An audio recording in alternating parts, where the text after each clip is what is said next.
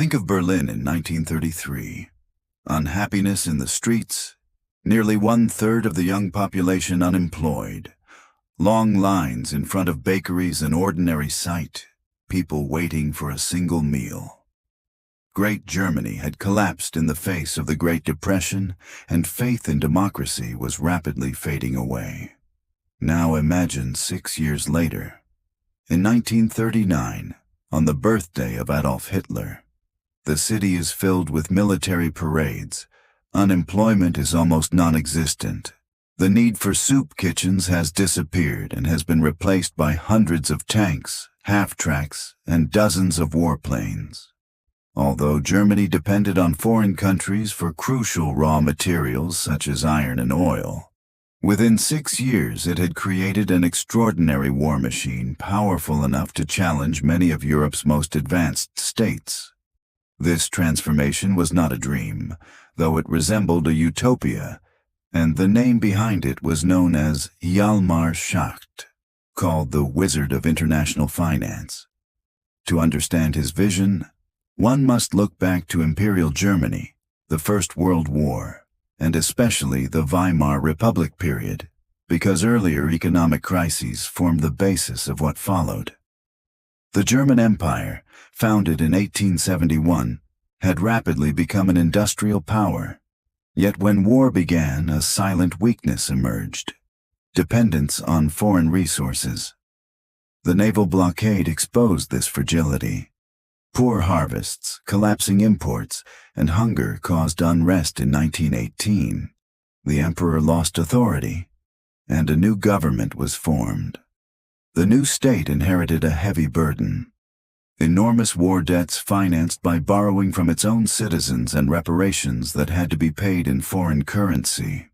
The Treaty of Versailles caused territorial losses, reduced export capacity, and imposed large payments.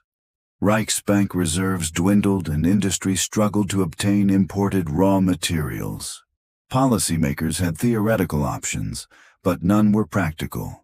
Boosting exports would take years, refusing payments risked military intervention, and cutting imports would paralyze industry.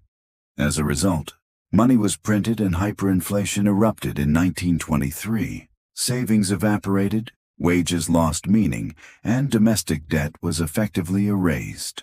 Schacht intervened, stabilized the currency, and later restructured reparations under the Dawes Plan. By the mid-1920s, the economy revived, foreign capital flowed, factories reopened, and Berlin experienced cultural renewal. Yet this recovery relied heavily on American loans and remained fragile. When Wall Street crashed in 1929, credit stopped, exports fell, unemployment soared again, and Germany faced another balance of payments crisis. Austerity deepened poverty and strengthened radical movements.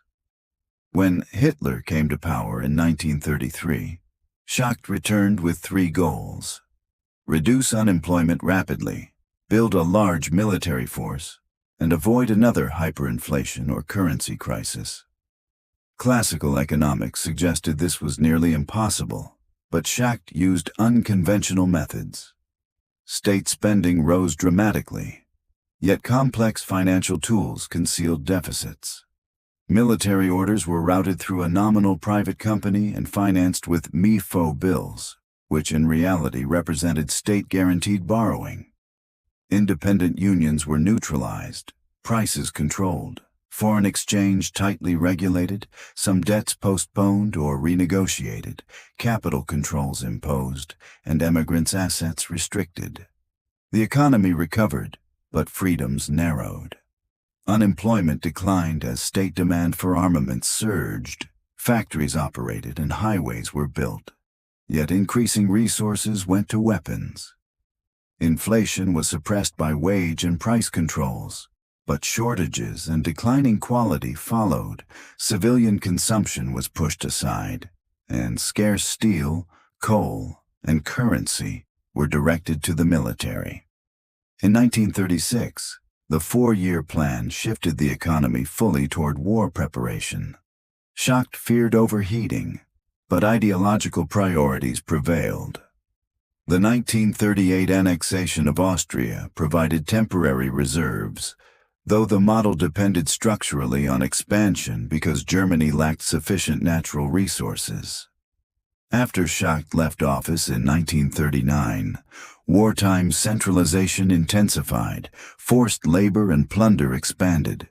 In 1944, he was arrested in connection with the attempt against Hitler and remained detained until war's end.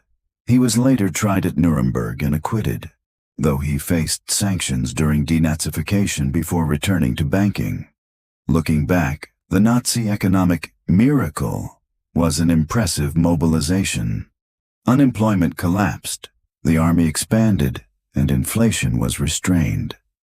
Yet it was unsustainable, prioritizing militarization over welfare, restricting freedoms, and relying on territorial expansion. Short-term success became long-term catastrophe. Germany was devastated, divided, and millions died. Schacht's story therefore offers a paradoxical lesson.